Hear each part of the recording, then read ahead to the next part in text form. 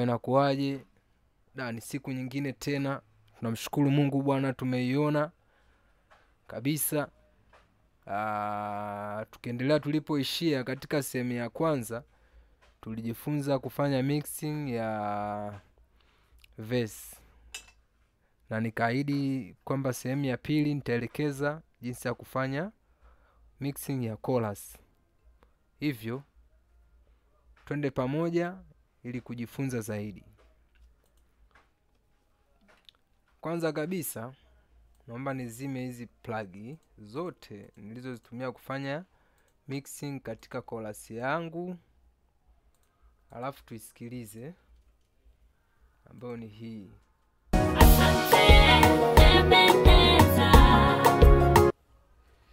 Maishani mwangu umetenda. Hizo ni vocal low kabisa ambazo zimerekodiwa na msanii wangu, ambazo hazina plug yoyote zaidi ya autotune. Nitaenda kukuonyesha jinsi nilivyozifanyia mixing zikalia vizuri. Kwanza kabisa nilianza na compressor, ambayo ni ERC compressor. Nikaweka threshold ya hasi 16.5, ratio ya 2.51, gain nikaweka 7. Attack na release zote ziko standard au moderate, tunaweza tukasema, ili kuzinyanyua voko zangu, kuziweka sawa. Sehemu ilipozidi kupunguzwa, sehemu ilipopungua kuongezwa, ili kuweka level sauti yangu. Nikaja equalizer hii ya FabFilter Q3, ambayo nilikata frequency ambazo sizielewi, nikashusha kidogo hizi frequency za juu, hash frequency tunaweza tukasema.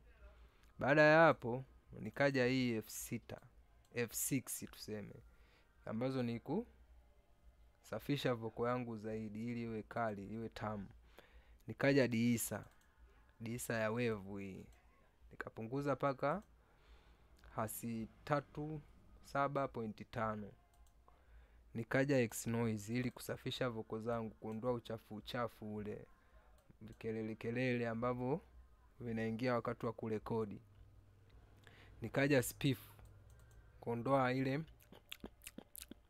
katika voko. Baada ya hapo nikaja sikuitumia. Nikaja equalizer kunyanyua hizi high frequency na kupunguza hizi low frequency kidogo katika chorus yangu. Baada ya hapo nikaja double 4 ili kuzijaza sauti zangu. Hii nadhani itakuwa ngumu kuelewa, ila naomba ni play ili uone utofauti au kazi yake. Asante Ebeneza, maishani mwangu umetenda. Naiwasha sasa. Asante Ebeneza. Kama utakuwa una monitor nzuri, nadhani utasikia utofauti. Kazi ya hii dabla ni kuziongezea sauti, kuziongeza sauti. Nikaja imager, nikazichanua sauti zangu zijae.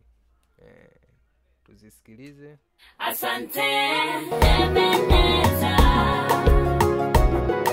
maishani mwangu